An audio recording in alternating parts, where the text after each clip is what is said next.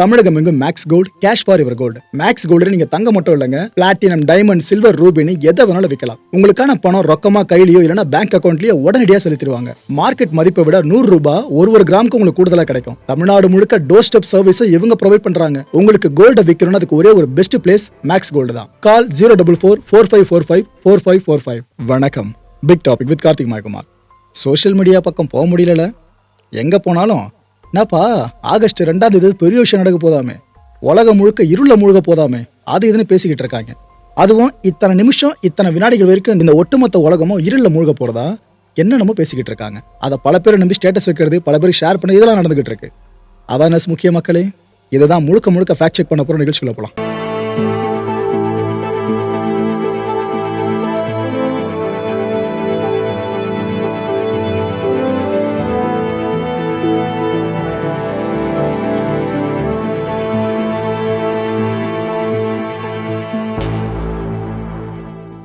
இப்போ சமூக வலைதளம் முழுக்க சர்க்குலேட் ஆகிட்டு இருக்க அந்த கிளைம் என்ன தெரியுமா? அந்த வைரல் கிளைமு இந்த உலகம் முழுக்க ஒரு 6 நிமிஷம் வரைக்கும் வர்ற ஆகஸ்ட் 2 இருளில் முழுக போகுது.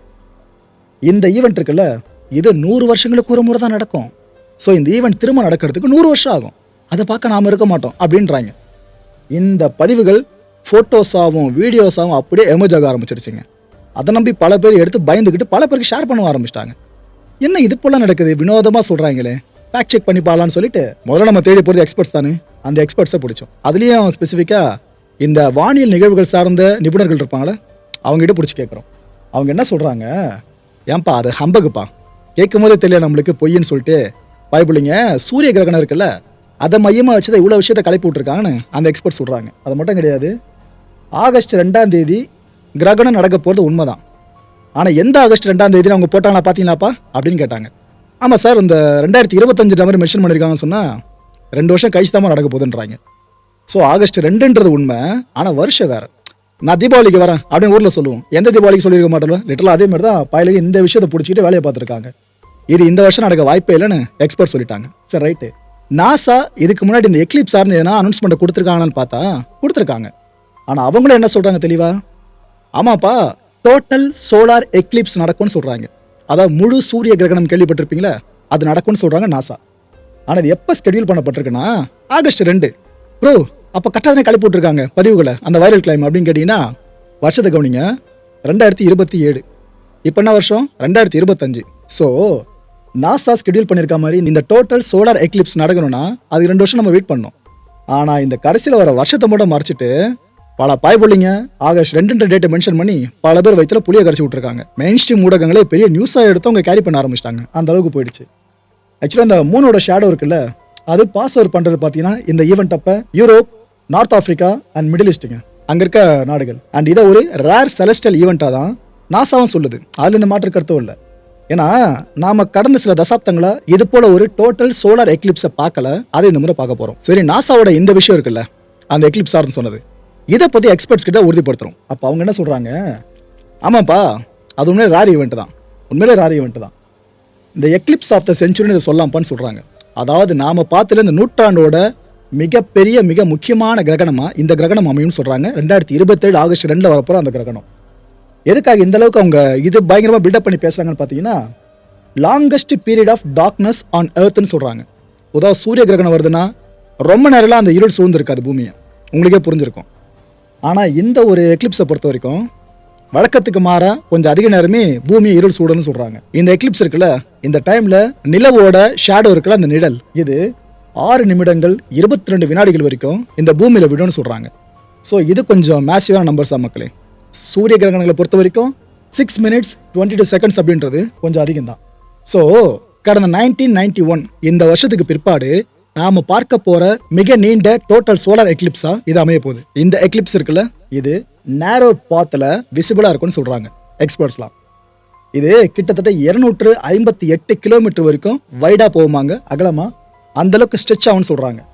அண்ட் இது எர்த்தோட சர்ஃபேஸில் எந்தளவுக்கு கவர் பண்ணும்னாக்கா 15,227 கிலோமீட்டர் தூரம் வரைக்கும் இது கவர் பண்ணுமா. சரி ப்ரோ, இப்போ உலகம் முழுக்க இருக்க எல்லா நாடுகளை சேர்ந்தாலும் பார்க்க முடியுமான்னு கேட்டிங்கன்னா, பொதுவாக கிரகணங்கள் சார்ந்த நம்ம எல்லா நாடுகளும் ஒரே டைமில் பார்க்க முடியாது, அது உங்களுக்கே தெரியும்.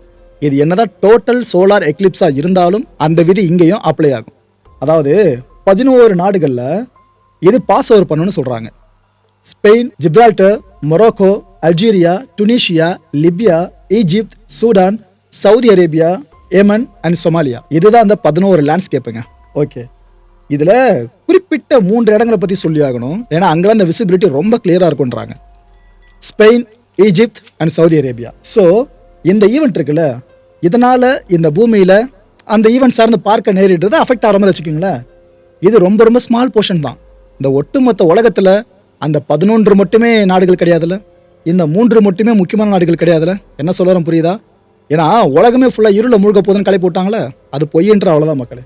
ஸோ இந்த பூமியோட ரொம்ப குறைந்த பகுதிகளை மட்டும்தான் இந்த ஒரு விஷயம், இந்த ஷேடோ விழுற மாதிரி அங்கிருந்து மக்கள் பார்க்குற மாதிரி நடக்க போகுது. ஸோ இந்த ஒரு நிகழ்வு இருக்குல்ல, இந்த அரிய நிகழ்வு, இது அடுத்து எப்போ நடக்கும்னு கேட்டீங்கன்னா ப்ராபப்ளி 2100 இந்த வருஷத்துக்குள்ள இந்த ஒரு நிகழ்வு, இந்த 2027 ஆகஸ்ட் 2 நடக்க போகுது. பார்த்தீங்கன்னா இது திரும்ப நடக்கிறதுக்கு 2100க்குள்ள வாய்ப்பு இருக்கு. சரி ப்ரோ, இந்த வருஷம் ஏதாவது கிரகண நிகழ்வு இருக்கான்னு கேட்டீங்கன்னா இருக்கு. இந்த வருஷம் பார்த்தீங்கன்னா வர்ற செப்டம்பர் மாதம் 21ஆம் தேதி சோலார் எக்லிப்ஸ் நடக்க போகுது. டோட்டல் கிடையாதுங்க, சோலார் எக்லிப்ஸ் நடக்க போகுது. இது ஆக்சுவலாக ஒரு பார்ஷியல் எக்லிப்ஸ் தான், ஓகேவா? ஸோ வர்ற ஆகஸ்ட் 2ஆம் தேதி, அதாவது இப்போ வருது பாருங்க ஆகஸ்ட் 2, அந்த நாளில் எந்த கிரகணமும் கிடையாது. கிளியர் ஆகிடுங்க. இந்த கிரகணங்கள் சார்ந்து ஏதோ பகுதி அளவுன்றாங்க, டோட்டல்ன்றாங்க, சூரிய கிரகணம், சந்திர கிரகணம், என்ன அப்படின்னா இது சார்ந்த தெளிவு உங்களுக்கு கண்டிப்பாக வேணும் மக்களே. அதுக்காக இந்த தொகுப்பு வருது முழுமையாக பாருங்க. கிரகணம்னா ஒன்றும் இல்லைங்க, ஒன்று இன்னொன்னுத்த மறைக்கிறது, அவ்வளோதான். இதுக்கு பேர் தான் கிரகணம். ஒரே நேர்கோட்டில் அந்த நிகழ்வு நடக்கும், அவ்வளோதான், சிம்பிள். இந்த கிரகணத்தில் சம்மந்தப்படுறது பார்த்தீங்கன்னா 3: சூரியன், பூமி, சந்திரன். இதில் ஒரே நேர்கோட்டில் பூமி, சூரியன், சந்திரன் நிற்கிறப்ப இந்த கிரகணம் ஏற்படும். அது சந்திர கிரகணமாகவும் இருக்கலாம், சூரிய கிரகணமாகவும் இருக்கலாம். இப்போது இதுதான் சூரியன்னு வச்சுக்கோங்க. சூரியன் ஒரே இடத்துல ஸ்டேபிளாக தான் இருக்குது, யாரையும் சுற்றி வரல. ஆனால் பூமி என்ன பண்ணும்? தன்னையும் சுற்றி வரணும். இன்னொரு பக்கம் சந்திரன் என்ன பண்ணும்? தன்னையும் சுற்றிக்கிட்டு பூமியை சுற்றி வரும். புரியுதா? சூரியனை பூமி சுற்றுது, பூமியை சந்திரன் சுற்றுது. இப்போ இதுதான் பூமி, இதை சந்திரன் வச்சுக்கோங்க. இப்படி சுற்றிக்கிட்டே வருது பார்த்தீங்களா? இது ஆக்சுவலாக பூமி சூரியனை சுற்றுது பாருங்க, அது கூட சேர்ந்து சுற்றிக்கிட்டே வரும் சந்திரனும். சுற்றிட்டு வர்றப்ப மொத்தம் 4 பாயிண்ட் நம்மளுக்கு கிடைக்கும். அதாவது பூமிக்கும் சூரியனுக்கும் இடையில சந்திரன் இந்த இடத்துல, அதாவது சென்டர்ல 2 வாட்டியும், பூமிக்கு இந்த பக்கம், ஏன்னா முதல்ல சொல்லிட்டேன் சுற்றுற ரொட்டேஷனை பேஸ் பண்ணி, பூமிக்கு இந்த பக்கம் 2 தடவையும் 2 முனைகளா இருக்கும். ஸோ பூமிக்கும் சூரியனுக்கும் நடுவில் சந்திரன் வர்றப்ப சூரிய கிரகணம். ஏன்னா சூரியனை சந்திரன் மறைக்குது. சந்திரன் பூமிக்கு இந்த பக்கம் போனதுக்கு அப்புறமா பூமி சந்திரனை மறைக்குது சூரியன் கிட்ட இருந்து. ஸோ இதுக்கு பேரு சந்திர கிரகணம். இது வருஷத்துக்கு 4 தடவை ஏற்படும். 2 சூரிய கிரகணம், சோலார் எக்லிப்ஸ், 2 சந்திர கிரகணம், லூனார் எக்லிப்ஸ். இப்போ நம்ம தெரிஞ்சுக்க வேண்டியது சூரிய கிரகணத்தை பத்தி தான். இதை நம்ம 3 வகைகளாக பிரிச்சுக்கலாம். ஒன்று பார்த்தீங்கன்னா பகுதி அளவு, பார்ஷியல் அப்படின்னு சொல்லுவாங்க. அதாவது இப்போ பூமி இங்கே இருக்குங்க, சூரியன் இங்கே இருக்கு, நடுவில் இருக்க சந்திரன் இருக்கு பார்த்தீங்களா? இதன் மூலமா சூரியன் மறைப்பு செய்யப்படும். அதான் சொன்னேன் 4 பாயிண்ட்னு சொல்லிட்டு, அதை முதல் பாயிண்ட் வச்சுக்கோங்களேன். மறைப்பு செய்கிறப்ப சூரியனை மொத்தமாக மறைக்காது, பகுதி அளவு மட்டும்தான் மறைக்கும். இந்த சிவன் தலையில் நிலா பார்த்துருக்கீங்களா? அந்த ஷேப்பில், இல்லை பாகிஸ்தான் ஃப்ளாகில் பார்த்துருப்பீங்களா? அந்த ஷேப்லங்க. இந்த மாதிரி ஷேப்பில் நம்மளுக்கு சூரியன் தெரியும், ஒரு பகுதி மட்டும். இதுதான் பகுதி அளவு சூரிய கிரகணம் அப்படின்னு சொல்லுவோம். இது 2வது வகை பார்த்தீங்கன்னா வளைவு சூரிய கிரகணம்னு சொல்லுவாங்க. அதாவது பூமி இங்கே இருக்கு, சூரியன் இங்கே இருக்கு, நடுவில் இருக்க சந்திரன் சூரியனை முழுமையாக மறைச்சிரும். ஆனால் சூரியனை சுற்றியும் ஒரு ஒளிவட்டம் சந்திரனையும் தாண்டி நம்மளுக்கு தென்படும். லிட்டரலாக பார்த்தீங்கன்னா இந்த இமேஜ் உங்களுக்கு புலப்படுங்க. எப்படி சுற்றி ஒரு ரிங்கு மாதிரி தெரியுது பார்த்தீங்களா? இதை தான் வளைவு சூரிய கிரகணம் அப்படின்னு சொல்கிறோம். இதில் 3வது பார்த்தீங்கன்னா மொத்த சூரிய கிரகணம். அந்த சூரியனை ஒட்டுமொத்தமாக மறைச்சிரும். சூரியன்ற ஒன்று அங்கே இருந்ததுக்கான சான்றே இல்லாத மாதிரி சந்திரன் முழுமையாக மறைச்சிக்கிட்டு நிற்கும். ஸோ இந்த 3 வகைகள் தான் தொடர்ந்து சூரிய கிரகணம் சார்ந்து ஒவ்வொரு வாட்டியும் அரங்கேறும். இந்த எல்லா இன மக்கள் சார்ந்து பழக்க வழக்கங்கள்லையும் ஒரு சில மித்தாலஜியை ஃபாலோ பண்ணுவாங்க. ஹிந்து மித்தாலஜி நம்ம இங்கே சொல்கிறோம், கிரேக்கத்தில் பார்த்தீங்கன்னா அவங்களுக்கு தனியாக கிரீஸ் மித்தாலஜி இருக்குது. இது போல் நிறைய மித்தாலஜிஸ் இருக்குது. அவங்க வழிபடுற கடவுள்களும் வெவ்வேறு இருந்துகிட்டு இருக்கு. அந்த எல்லாத்தையும் நீங்கள் ஒன்று திரட்டி பார்த்தீங்க அப்படின்னா ஒவ்வொன்றுத்துலையும் இந்த கிரகணம் சார்ந்து ஒவ்வொரு விஷயத்த சொல்லியிருக்காங்க. அதுவும் குறிப்பாக சூரிய கிரகணத்தை சார்ந்து. இதில் முதல்ல பார்க்க போகிறது ஹிந்து மித்தாலஜி எடுத்துக்கோங்களேன். இங்கே பார்த்தீங்கன்னா சூரியனை ஒரு அரக்கன் விழுங்க முற்படுறதாகவும், அந்த விழுங்க முற்படுற அரக்கனை அழிக்கிற சந்திரனா அந்த இடத்துல விஷ்ணு அவதரிக்கிறார் அப்படின்ற விஷயத்தை சார்ந்து தான் சூரிய கிரகணம் பொதுவாக இங்கே பார்க்கப்பட்டு இருக்கு. பலதரப்பட்ட கதைகள் இருக்கு. நான் அதில் முத்தாய்ப்பா சொல்லப்படுற ஒரு ஓமை மட்டும் தான் எடுத்திருக்கேன். 2வது, இதையே புத்திசத்தில் என்ன குறிப்பிட்டிருக்காங்க அப்படின்னு பார்த்தீங்கன்னா சூரியனை ராகு விழுங்குற நிகழ்வு அப்படின்றாங்க. ஜோதிடம் சார்ந்த ஆர்வம் இருக்கிற எல்லாருக்கும் ராகுன்ற விஷயத்தை பற்றி தெளிவாக தெரிஞ்சிருக்குன்னு நம்புறேன். ஓகே, அடுத்து சீனர்கள் சூரியனை விழுங்குற செலஸ்டியல் டிராகனுங்க அப்படின்னு சொல்கிறாங்க. சைனானால டிராகன் தான் ஞாபகம் வரும். அந்த டிராகன் இந்த சூரியனை விழுங்குதான். ஓகேவா? அதை அவங்க சொல்கிறாங்க சூரிய கிரகணம்னு சொல்லிட்டு. அடுத்ததாக நேட்டிவ் அமெரிக்கன்ஸ் எடுத்துக்கிட்டிங்கன்னா கருப்பு நிற அணில் இருக்குல்லங்க, அணில், இது சூரியனை விழுங்குறத அவங்க ஊமைப்படுத்துகிறாங்க. அண்ட் வியட்நாமியர்கள் எடுத்துக்கிட்டிங்கன்னா ஃப்ராக் இருக்குல்ல, தவளை, அது சூரியனை விழுங்கிறது தான் சூரிய கிரகணம்னு சொல்கிறாங்க. அடுத்து தென் அமெரிக்கர்கள் எடுத்துக்கிட்டிங்கன்னா சிங்கம் அப்படின்னா சிறுத்தை, இது ரெண்டுத்தில் ஒன்று சூரியனை விழுங்குற நிகழ்வு சூரிய கிரகணம்னு அவங்க ஆரம்பத்துலேருந்து நம்ப ஆரம்பிச்சிருக்காங்க. அண்ட் கிரேக்கர்கள் எடுத்துக்கிட்டிங்கன்னா இந்த சூரிய கிரகணத்திற்கு காரணமே ஜூஸ் என்ற கடவுள்.